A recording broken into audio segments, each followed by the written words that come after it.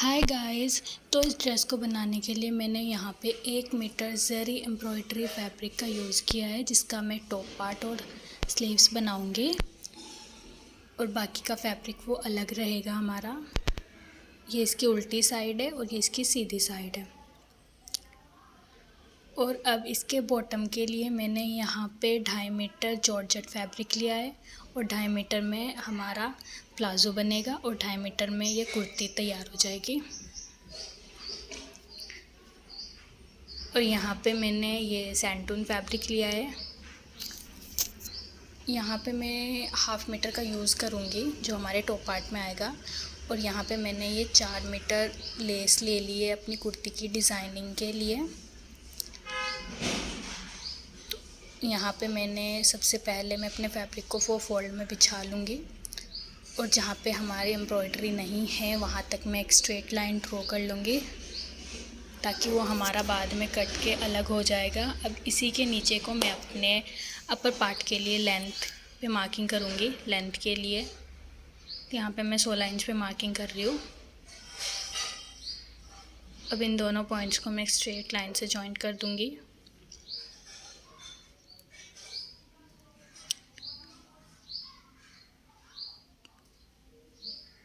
यहाँ पे जॉइंट भी हो चुकी है। अब यहाँ पे मैं मार्किंग करना स्टार्ट करूँगी। शोल्डर के लिए मैं 6.5 इंच पे एक मार्क करूँगी और आर्म होल के लिए मैं 7 इंच पे मार्क कर लूँगी।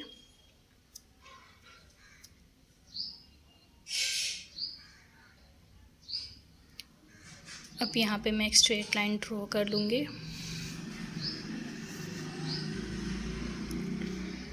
अब मैं बस्ट के लिए निशान लगाऊंगी 8 इंच पे, और 8 इंच कैसे आया ये मैंने स्क्रीन पे मेंशन कर दिया है। अब मैं वेस्ट के लिए मार्किंग करूंगी 7 इंच पे। अब मैं इन दोनों पॉइंट्स को मिला दूंगी।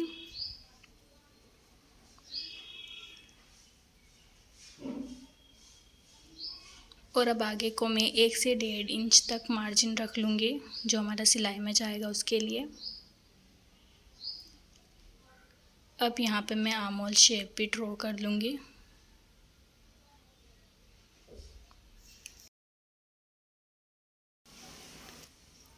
अब मैं नेक विड्थ रखूँगी 3 इंच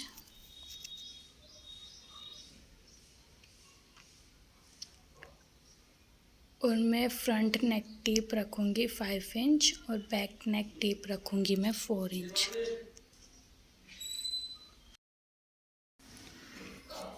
और अब मैं 3 इंच पे मार्क कर लूँगी विड्थ के लिए। अब मैं यहाँ पे एक स्क्वायर बना लूँगी।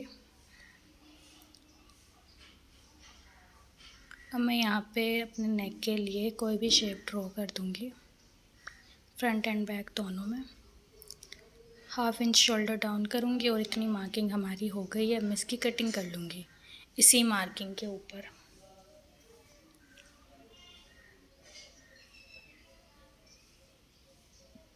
कटिंग भी यहाँ पे ऑलमोस्ट हो ही गई है। अब मैं बैक पार्ट निकाल के अलग करूँगी और इसका जो फ्रंट नेक डीप रखा था मैंने उसको भी कट कर दूँगी। अब यहाँ पे टॉप पार्ट की कटिंग हो चुकी है। अब मैं इसी में से स्लीव्स भी निकाल लूँगी। जो ये फैब्रिक नीचे तक फोल्ड किया था मैंने उसको ऊपर ले लूँगी। इस फैब्रिक को मैं ऐसे ही रखूँगी।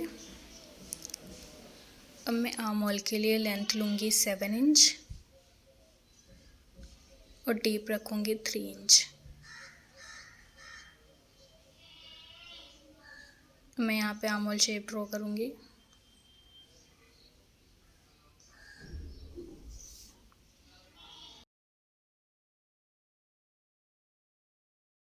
और अब मैं स्लीव्स के लिए लेंथ रखूँगी 19 इंच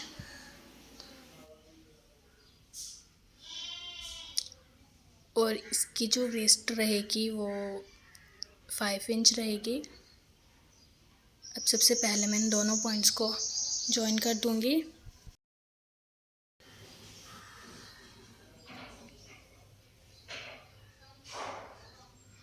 और अब मैं इसको ऊपर तक मिला दूँगी।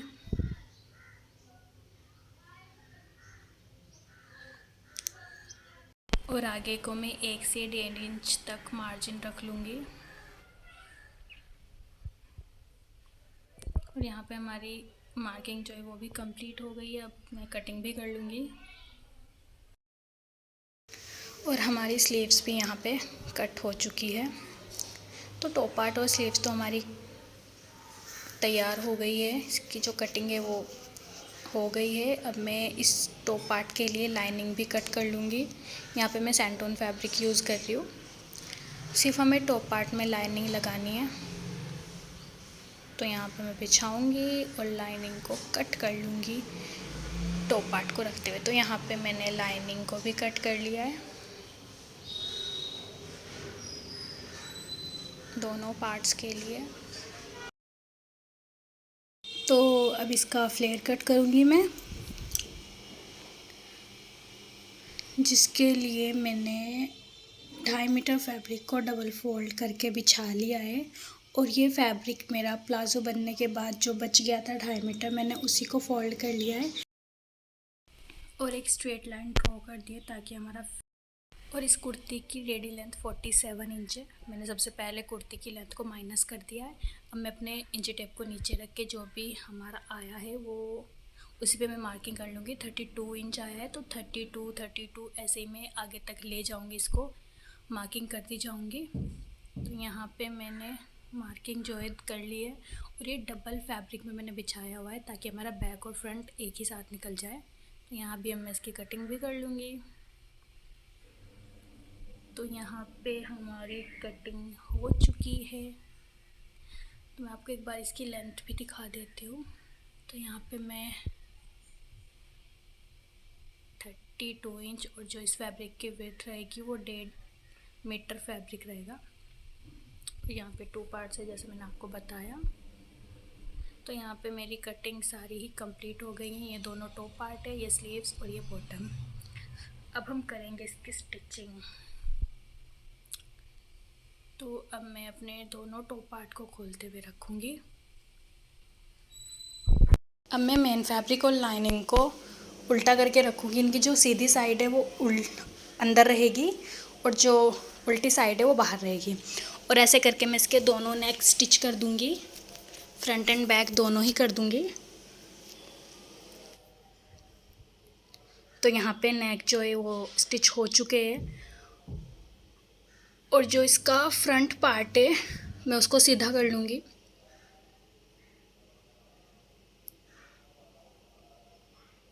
फ्रंट वाले को मैं खोल के रख लूँगी। तो हमारा जो ये फैब्रिक है सीधा आ जाएगा। अब मैं इसमें एक टॉप स्टिच दे दूँगी। और बैक में हमें नहीं करना है, इसको ऐसे ही रखना है। तो यहाँ पे मैंने टॉप स्टिचिंग भी दे दी है। अब मैं अपना बैक पार्ट ले लूँगी और जो इसका ये मेन फैब्रिक है इसको थोड़ा सा मोड़ते हुए रख लूँगी। और अपने फ्रंट पार्ट को जिसके ऊपर हमने टॉप स्टिच लगाई थी जिसके नेक में, उसको सीधा रखना है। जो ये मेन फैब्रिक है बैक पार्ट का, इसको बाहर निकाल लेना है। और ऐसे करते हुए इसके दोनों शोल्डर में स्टिचिंग दे देनी है। इससे हमारे शोल्डर में बहुत ही अच्छी फिनिशिंग आ जाती है। तो यहाँ पे शोल्डर में स्टिचिंग दे दी है मैंने। अब मैं इसको सीधा कर लूँगी।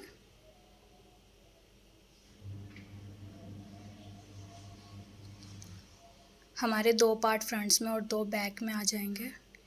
अब देख सकते हैं हमारे शोल्डर में बहुत ही अच्छी फिनिशिंग आई है,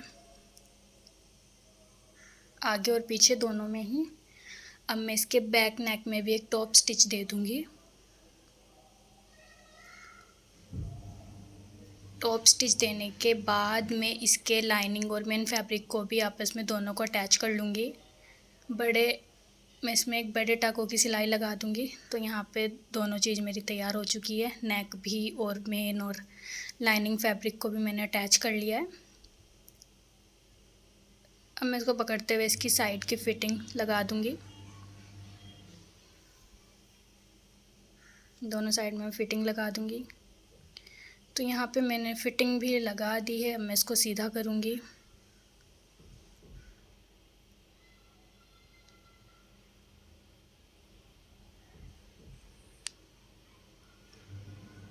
अब मैं लगाऊंगी इसमें स्लीव्स। सबसे पहले मैं अपनी स्लीव्स को खोल के रखूँगी और जो इसका ये बॉटम पार्ट है उसको मैं इसको सबसे पहले एक फ़ोल्ड करूँगी एंड सेकंड फ़ोल्ड करके मैं एक स्टिचिंग दे दूँगी और फिर इसको मोड़ते हुए इसमें फ़िटिंग की स्टिचिंग भी लगा देनी है और ऐसे ही हमें दूसरी स्लीव्स में भी कर लेना है। तो यहाँ पे मेरी स्लीव्स भी रेडी हो चुकी है, इसमें मैंने दोनों स्टिचिंग लगा दी है।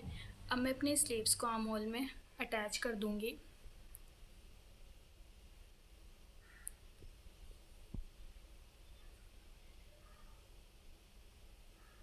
तो यहाँ पे मेरी स्लीव्स भी लग चुकी है और हमारा टॉप पार्ट बिल्कुल तैयार हो गया है।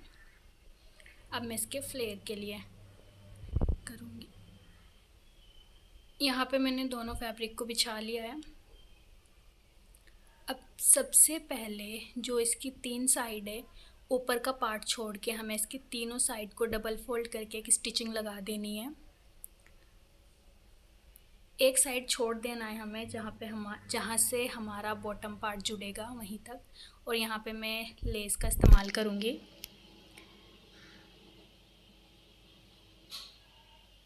फ्रंट पार्ट जो रहेगा उसके मैं दोनों साइड और एक नीचे बॉटम पे लगाऊंगी और जो बैक रहेगा उसके सिर्फ मैं साइड साइड में लेस को अटैच करूँगी। सबसे पहले मैं फोल्ड करके स्टिचिंग लगानी है, उसके बाद लेस को अटैच करना है। तो यहाँ पे मेरी लेस भी स्टिच हो चुकी है। फ्रंट पार्ट पे मेरे 3 साइड आई है और बैक पे 2 साइड आई है।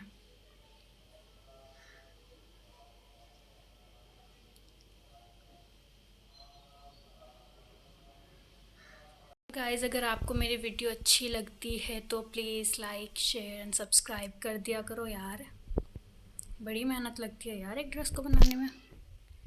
तो अब मैं इसका आगे का प्रोसेस करूँगी, जिसके लिए मैं एक पार्ट को साइड करूँगी और जो इसका ये एक मैंने साइड जो छोड़ी थी उसमें मैं छोटी छोटी सी प्लेट्स डालूँगी। आप गैदरिंग भी कर सकते हैं, मर्ज़ी आपकी, बट मैं इसमें चुन्नटें ही डालूँगी। तो इसमें चुन्नटें हमें इतनी डालनी है जितना ही हमारी वेस्ट होती है, जितना हमने टॉप पार्ट छोड़ा है नीचे से बॉटम का, उसके अकॉर्डिंग हमें इसके अंदर चुन्नटें बनानी है दोनों पार्ट्स में। अब चुन्नटें तो बन चुकी है और मैंने इस टॉप पार्ट के अकॉर्डिंग इसके अंदर चुन्नटें बनाई है। अब इतना करने के बाद हमें फ्रंट को फ्रंट से अटैच कर देना है और बैक को बैक से अटैच कर देना है, दोनों पार्ट्स को।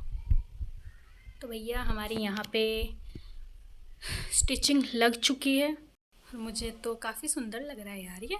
और ये ड्रेस जिसके लिए मैंने बनाई थी उसको ये बहुत पसंद आई। तो आप लोगों को कैसा लगा प्लीज़ मुझे कमेंट्स करके ज़रूर बताना। और इसके साथ जो मैंने प्लाज़ो बनाया है उसका ट्यूटोरियल मैं इसी वीडियो के डिस्क्रिप्शन में डाल दूँगी। और यार प्लीज़ लाइक कर देना, शेयर कर देना और सब्सक्राइब कर देना मेरे चैनल को। Thanks for watching.